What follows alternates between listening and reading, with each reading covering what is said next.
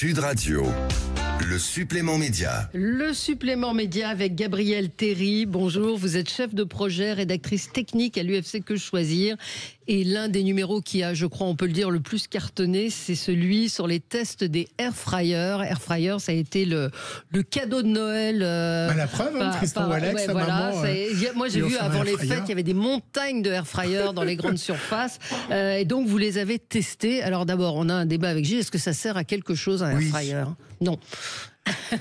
Oui. Alors là, ça va être un ni oui ni non. Ouais. Ça va être si vous êtes déjà installé avec un four, pas besoin de s'encombrer avec un air fryer. Par contre, si vous venez de vous installer, le jeune étudiant, ça peut tout à fait convenir. Ouais, oui, mais les durées ne sont pas les mêmes dans Non, c'est dans beaucoup le four. plus long. J'ai quelqu'un qui m'a dit j'ai fait un œuf dur en 15 minutes. J'ai dit ouais, tu prends une casserole, de l'eau, c'est 6 minutes un œuf dur.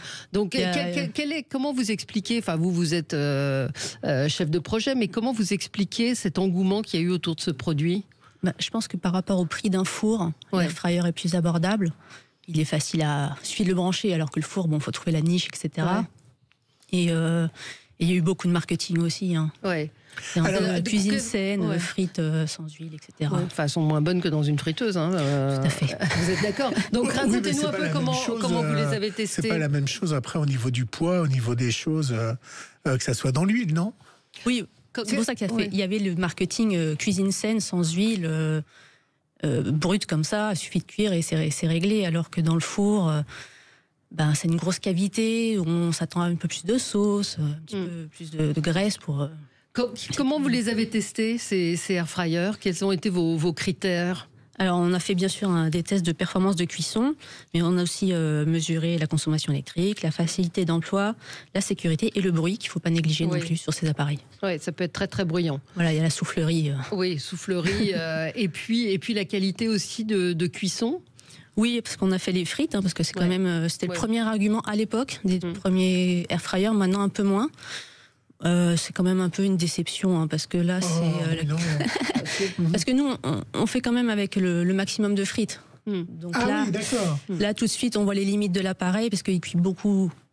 Le dessus et le dessous moins, même si on mélange un peu. Oui, mais si on mettait beaucoup, la chaleur peut moins circuler. Tout à fait. Mais c'est écrit qu'on peut mettre 1 kilo, nous on met 1 kilo. Voilà, et après, le reste, effectivement, c'est le principe d'un four à chaleur tournante. C'est ça, parce qu'il y a une résistance et un petit ventilo pour brasser l'air.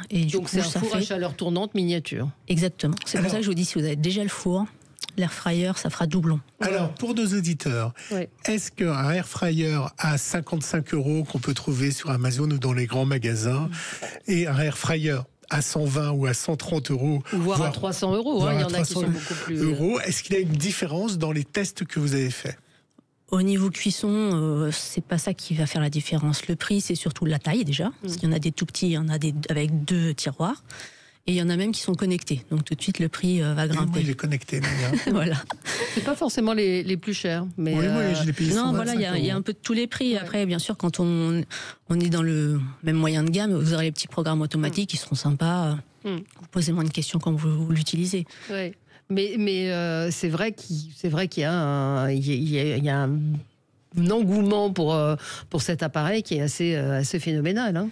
Oui, c'est ça. Mais on voit que le marché est très large, les appareils aussi sont très différents. Je vous dis, entre le tout petit et celui avec le gros tiroir qui prend toute la place sur le plan de travail, il y en a pour tous les goûts. Alors, un des arguments du air fryer, j'imagine que vous l'avez testé, c'est la réduction de la consommation électrique. On sait qu'aujourd'hui, les gens font très attention à leur consommation électrique, puisque l'électricité est devenue quelque chose de précieux et de cher. Est-ce que c'est un bon argument, l'économie qu'on fait par rapport à notre facture électrique ? Oui, parce que c'est, on va dire, mathématique. Le four, c'est une grosse cavité.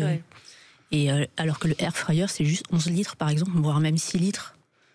Donc là, c'est sûr que l'air fryer est plus rapide pour être chaud par rapport à un four. Et donc, on consomme beaucoup moins et on peut faire vraiment des économies là-dessus. C'est l'argument principal. Et ça a été vérifié par Que Choisir. Et l'autre chose qui est aussi indiquée par les vendeurs de air fryer, c'est le côté nutrition, le côté que c'est beaucoup plus sain. Est-ce que c'est le cas pour vous ? Alors, ça sera aussi sain que le four. Vous faites les mêmes recettes, il n'y a aucun avantage. Si vous mettez pas. Vous pensez que les mêmes frites, elles sont pas craquantes, les frites dans un four? Les frites au four, ça sera le même principe de cuisson en fait. Le principe de la chaleur tournante, voilà. C'est ça le principe. Donc vous êtes en train de dire que les fours air fryer, c'est que du marketing en fait? Le truc, c'est que si vous vous dites je vais l'utiliser, peut-être que vous ferez des recettes que vous faites jamais au four. Voilà, mais, ce qui est mon cas. Mais dans le principe, vous ferez la même. Vous pouvez faire la même recette au four. La même recette au four. Hein, c'est juste que là, vous vous dites bon, on me l'a acheté, il est dans ma cuisine, il faut que je l'utilise. Je vais suivre les recettes qui sont fournies. Je suis pas d'accord. Imaginez, hier, moi, j'ai fait des chipolatas. Oui. Donc voilà, les chipolatas, faut sortir la poêle.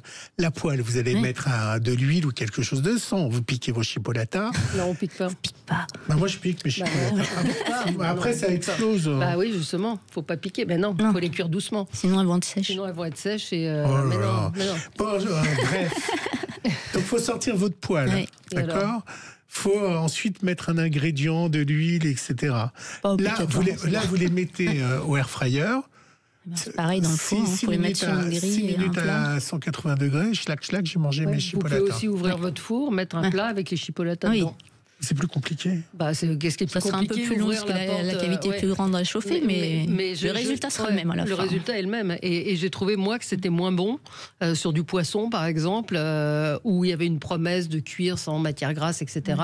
Et où j'avais un poisson pas très bon et un poulet où ça a pris un temps infini. Après, on va dire qu'il faut se familiariser avec son appareil pour connaître les temps de cuisson, parce que des fois, le four, on sait, mon rôti, c'est prêt en 30 minutes, alors que dans l'air fryer, on va tâter. Au début, je vais peut-être me mettre 20, peut-être 25, etc. Est-ce que les éditeurs sont air fryer ou pas? Alors, vous avez des réactions? Vivi nous dit j'ai un air fryer depuis quelques années, j'en suis très satisfaite. Merci Vivi. Stéphane nous dit on ne pique pas les chipolatas et pas d'huile. Moi, si je peux faire un bœuf bourguignon sans m'en occuper autre que les ingrédients au début, non, le bœuf bourguignon, Stéphane, c'est pas trop dans le air fryer. Le principe du air fryer, c'est, j'en sais rien, mais est-ce qu'à laver c'est chiant?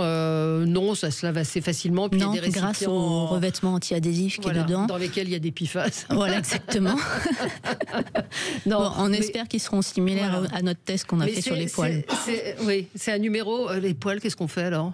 Il faut prendre des poêles adhésives? Non, mais comme vous l'avez dit précédemment, en fait, pour le consommateur, a priori, il n'y a pas de risque. C'est plutôt en amont, lors de la fabrication. C'est la fabrication, les rejets. Les rejets, les déchets. Exactement. Donc après, l'action du consommateur, c'est j'arrête d'en acheter et ils arrêteront d'en fabriquer.